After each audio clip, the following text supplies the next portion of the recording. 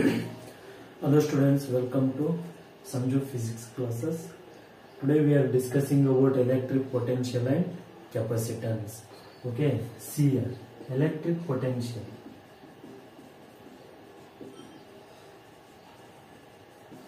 Electric potential, amount of work done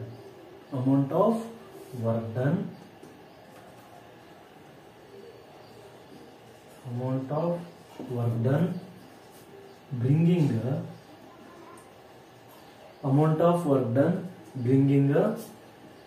charges ಅಥವಾ bringing a unit charge from infinity to certain point.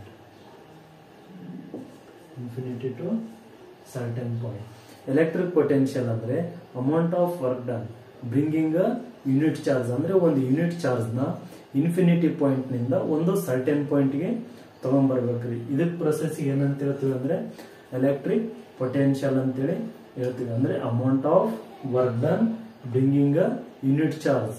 ಅಂದ್ರೆ for example this is the unit charge, this is also charge. ಹೌದಾ, infinity charge ನ ಏನ್ ಮಾಡ್ಬೇಕು ನಾವು ಅಂದ್ರೆ infinity ಒಂದು unit charge ಎಲ್ಲಿ ಇರ್ತೈತ್ರಿ, ಇನ್ಫಿನಿಟಿ ಇರ್ತದೆ. ಈ ಇನ್ಫಿನಿಟಿ ನಿಂದ ಏನ್ ಮಾಡ್ಬೇಕು, ಒಂದು ಪರ್ಟಿಕ್ಯುಲರ್ ಪಾಯಿಂಟ್ ಗೆ ತರಬೇಕು. ಇದನ್ನ ಏನಂತ ಹೇಳ್ತೀವಿ ಅಂದ್ರೆ ಎಲೆಕ್ಟ್ರಿಕ್ ಪೊಟೆನ್ಶಿಯಲ್ ಅಂತೇಳಿ ಹೇಳ್ತೀವಿ. ಇದು ಏನ್ ಮಾಡ್ತೀವಿ, ಎಲೆಕ್ಟ್ರಿಕ್ ಪೊಟೆನ್ಶಿಯಲ್ ಅಂದ್ರೆ it is denoted by V ಅಂತೇಳಿ ಹೇಳ್ತೀವಿ. It is a scalar quantity.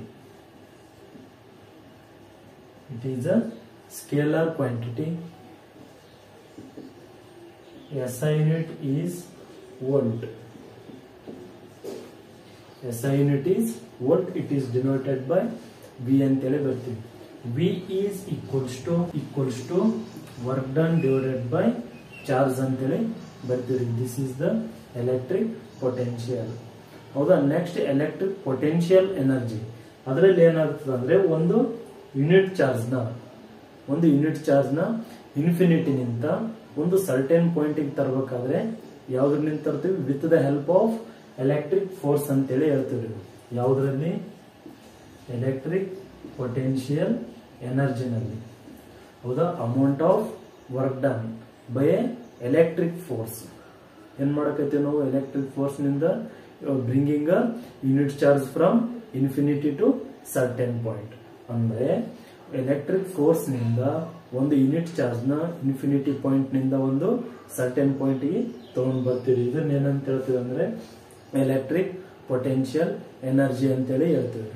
Next ಯಾವ್ದು ಬರ್ತೈತೆ ಅಂದ್ರೆ ಎಲೆಕ್ಟ್ರಿಕ್ ಪೊಟೆನ್ಶಿಯಲ್ ಆಯ್ತು, ಎಲೆಕ್ಟ್ರಿಕ್ ಪೊಟೆನ್ಶಿಯಲ್ ಎನರ್ಜಿ ಆಯ್ತು. Next potential difference, electric potential difference. ಈ ಎಲೆಕ್ಟ್ರಿಕ್ ಪೊಟೆನ್ಶಿಯಲ್ ಡಿಫರೆನ್ಸ್ ಅಂದ್ರೆ difference between the 2 point charges ಅಂತೇಳಿ ಹೇಳ್ತೀವಿ. Difference between the 2 point charges. ಈ ಎಲೆಕ್ಟ್ರಿಕ್ ಫೋರ್ಸ್ ಏನ್ ಮಾಡ್ತೈತೆ ಅಂದ್ರೆ ಚಾರ್ಜ್ 1 ಪಾಯಿಂಟ್ ನಿಂದ ಅನದರ್ ಪಾಯಿಂಟ್ ಏನಾಗ್ತೈತ್ರಿ, ಮೂವ್ ಆಗ್ತೈತಿ.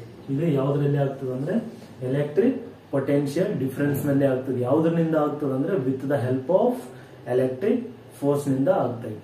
With the help of electric force bringing a unit charge from one point to another point. ಹೌದಾ, unit charge ನ ಏನ್ ಮಾಡ್ತೀವಿ ನಾವು, 1 ಪಾಯಿಂಟ್ ನಿಂದ ಇನ್ನೊಂದು ಪಾಯಿಂಟ್ ತರ್ತೀವಿ. Bringing a unit charge from 1 point to another point with the help of electric force ಅಂತೇಳಿ ಹೇಳ್ತಿರ್ತೀವಿ. ಹೌದಾ, amount of work done by electric force bringing a charges from 1 point to another point. That is called electric potential difference. ಇದನ್ನ ಏನಂತೇಳಿ ಬರ್ತೀವಿ ಅಂದ್ರೆ potential difference is equals to VB minus VA ಅಂತೇಳಿ ಹೇಳ್ತೇವೆ. VB minus VA. This is the explanation of electric potential energy and electric potential difference. In next video I will explain the derivation.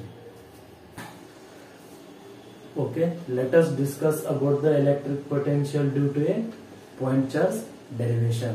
Okay, this one is the point charge plus Q and this one is the certain point P.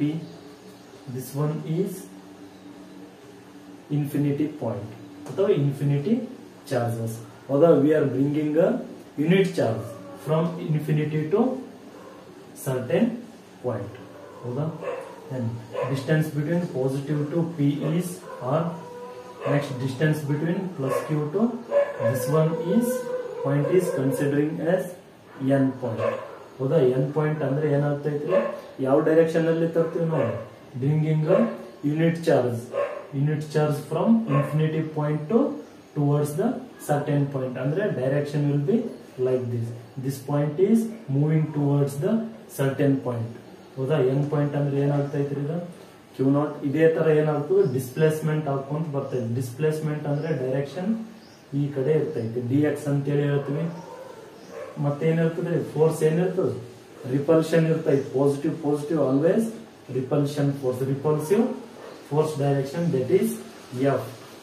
Distance between positive to n, this is distance considering as x antele barthivi. Next, amount of work done is equals to force into dx, F into dx. Or F into dx, that is equals to F into dx is F dx. Horizontal angle cos theta. ಹೌದಾ? F dx. Next cos theta ಅಂದ್ರೆ CL. This is the angle is 180 degree. Cos 180. Cos 180 ಅಂದ್ರೆ value is -1. -1 ಅಂದ್ರೆ -1 into F dx cos. That is minus F dx. ಹೌದಾ? Small work done is equals to minus F dx. This is the equation number 1. Here force is equals to Q1 Q0 divided by Q0 divided by 4 pi epsilon naught. 4 pi epsilon naught. That distance is considering as x into the I will write x square. This is equation number 2. Okay. Let us put the equation number 2 in equation number 1. Equation number 2 na equation number 1 ನಲ್ಲಿ ಬರಿಬೇಕು. ಹೆಂಗೆ ಬರಿತೀವಿ ಅಂದ್ರೆ see here F is equals to, this is equation number 2 in equation number 1 ನಲ್ಲಿ ನೋಡಿ minus F equation ನೋಡಿ see here this is F minus F ಅಂದ್ರೆ apply the equation number 2. I am writing the equation of F is F andre Q0 divided by 4 pi epsilon naught x square. Here dx is as it is same. This is the equation number 3 antele barthivi. Next ಏನಂದ್ರೆ now applying integration on both sides. We are applying a integration on both sides. Integration of dw is equals to 0 to w. Upper limit, lower limit. That is ಮತ್ತೆ next minus q0 4 pi epsilon naught. 4 pi epsilon naught integration of 1 divided by x square. Okay, into dx. Here upper limit and lower limit is infinity to r. Distance r. Infinity to certain point. Andre infinity point to certain point. ಅದಕ್ಕೆ infinity to r ಅಂತೇಳಿ ಬರ್ತೇವೆ. And infinity to r. Infinity to r. ಹೌದಾ? Next ನೋಡ್ರಿ. Integration of dw ಅಂದ್ರೆ w. Next upper limit and lower limit. Write the upper limit and lower limit. Next minus q0 4 pi epsilon naught. ಹೌದಾ? Next ಇಲ್ಲಿ integration of 1 by x square dx ಅಂದ್ರೆ it is minus 1 divided by x. Upper limit or lower limit infinity. See here 1 divided by x square dx ಅಂದ್ರೆ 1 divided by am equals to a to the power m ಅಂತೇಳಿ ಆಗ್ತೈತೆ. Next ನೋಡ್ರಿ 1 by ಅಂದ್ರೆ 1 by x square is equals to x to the power minus 2 dx. ಹೌದಾ? Next apply the integration on x to the power minus 2 dx. Applying x to the power minus 2 dx is equals to a to the power m plus 1 divided by m plus 1. ಯಾವುದ್ರಿ ಇದು a to the power m ಅಂತೇಳಿ integration of x to the power m dx ಅಂದ್ರೆ see here a to the power m ಅಂದ್ರೆ value is minus 2 plus 1. see here m plus 1 ಅಂದ್ರೆ minus 2 plus 1. a to the power minus 1 divided by minus 1. Next, sorry, a ಅಲ್ಲ x x because we are applying integration on x term. Okay, next minus x minus 1. Next 1 divided by minus x.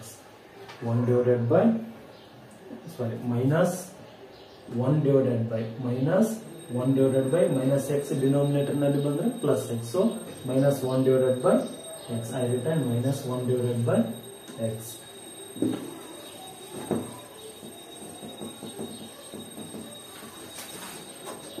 Here last step is q naught. Next is w minus 0, that is equals to w upper limit minus lower limit.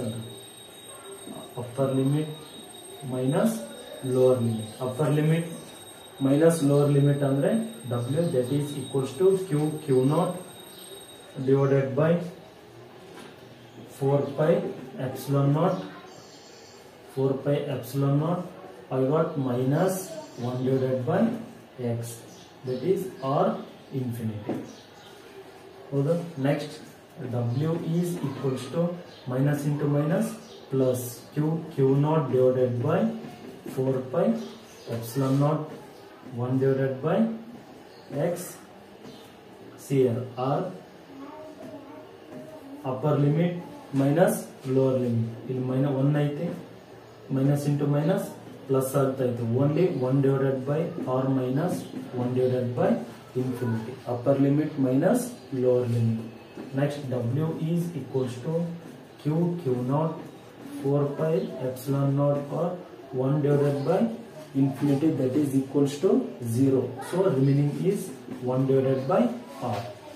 So q naught into 1 andre, that is q naught divided by 4 pi epsilon naught into r.